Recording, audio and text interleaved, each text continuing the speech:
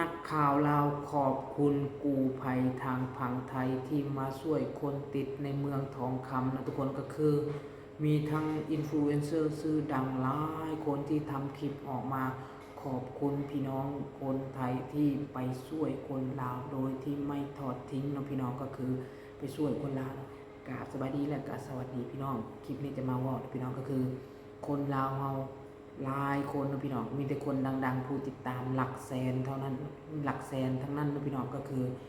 ขอบคุณคนไทยนะพี่น้องบางคนน้ำตาไหลเลยเนาะพี่น้องเนื่องจากว่าอันนั้นเนาะเนื่องจากว่าเห็นน้ำใจคนไทยที่ไปช่วยคนลาวนะพี่น้องเนาะน้ำตาไหลเลยโอ้โหนะพี่น้องก็คือหลายคนเนาะรวมทั้งทีวีลาวหรือว่านักข่าวลาวนะพี่น้องน้อยนักได้ที่จะเห็นนักข่าวจากประเทศลาวเนี่ยขอบคุณพี่น้องคนไทยเนาะพี่น้องอันนี้ก็คือสุดๆเลยเนาะพี่น้องก็คือเพิ่นเห็นว่าโอ้คนไทยบ่เคยทอดทิ้งคนลาวนะพี่น้องเพราะฉะนั้นแล้วเขาเจ้าก็จึงขอบคุณพี่น้องคนไทยที่เสี่ยงชีวิตไปช่วยคนลาวนะพี่น้องเสี่ยงชีวิตไปช่วยคนลาวตาม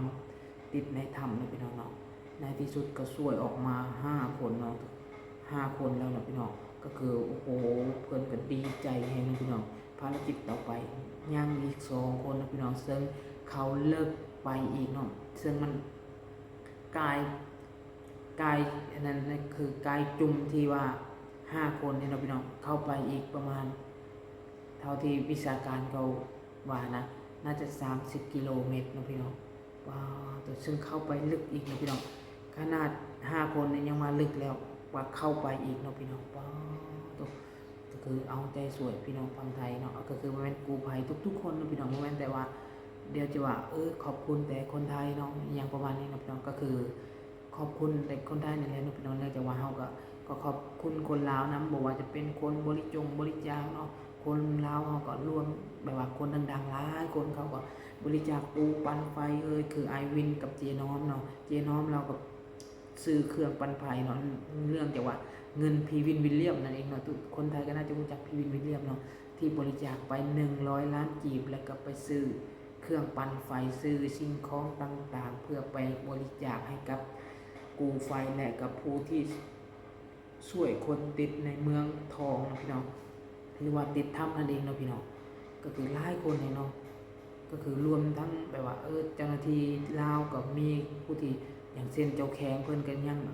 อำนวยความสะดวกให้เนาะพี่น้องบางครั้งเพิ่นก็ลงไป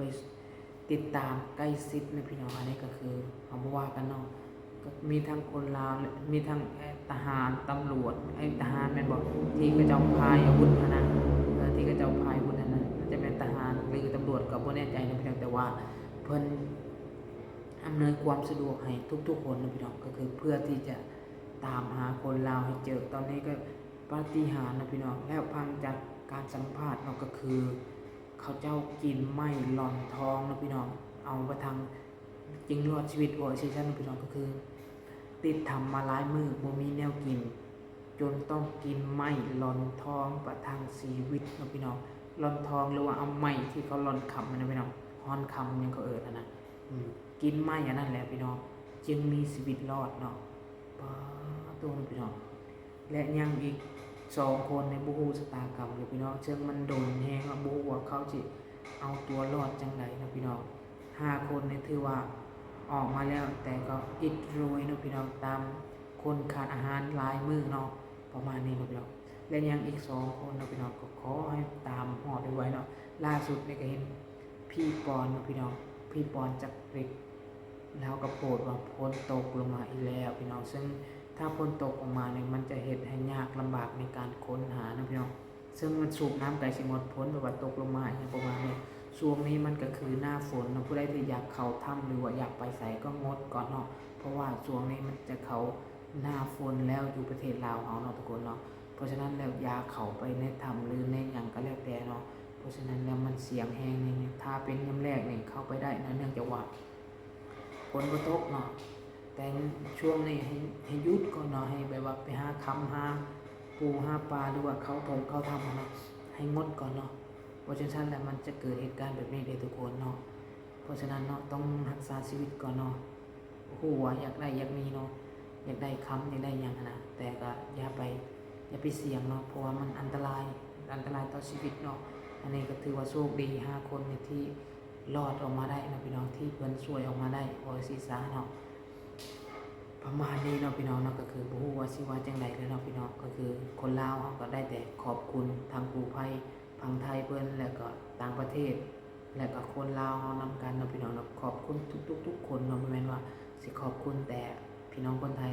หลักๆเฮาก็จะเห็นพี่น้องคนไทยอะไรอันนี้ก็คือบ่ลืมบุญคุณหรือว่าบ่ลืมน้ำใจของเพิ่นที่ไปช่วยเนาะพี่น้องแต่ก็ขอบคุณแบบว่าทั้งทุกๆคนนั่นแหละเนาะพี่น้องที่เขาบางคนบ่ได้ไปช่วยเขาก็โอนเงินไปช่วยเนาะพี่น้องบางคนไปช่วยแล้วก็ลงแรงลงอันนั้นเนาะพี่น้องช่วยด้วยแรงประมาณนี้ บางคนก็ช่วยด้วยเงินนะพี่น้องช่วยด้วยเงินก็มีประโยชน์คือกันอย่างเช่นซื้อตู้ปั่นไฟซื้อนู่นซื้อนี้ซื้อน้ำซื้อยังมากินในอันนี้ก็คือการช่วยเหลือเนาะพี่น้องเนาะประมาณนี้เนาะคนลาวล่าสุดก็ได้ออกมาได้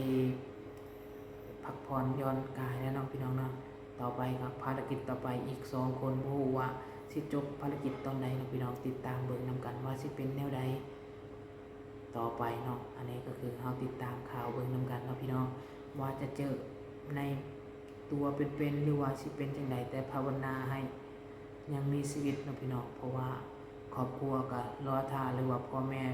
พี่น้องก็รอท่าอยู่ว่าสิเป็นจังไดเนื่องจากว่า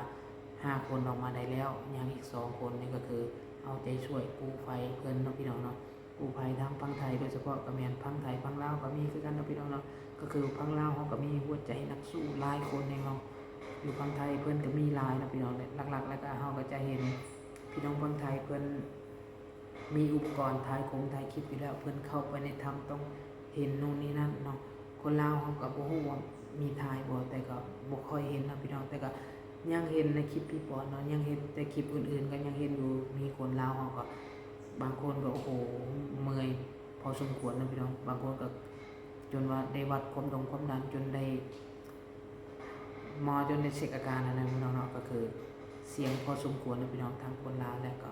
คนไทยนะพี่น้องเอาใจช่วยต่อไปเนาะว่าสิเป็นจังใด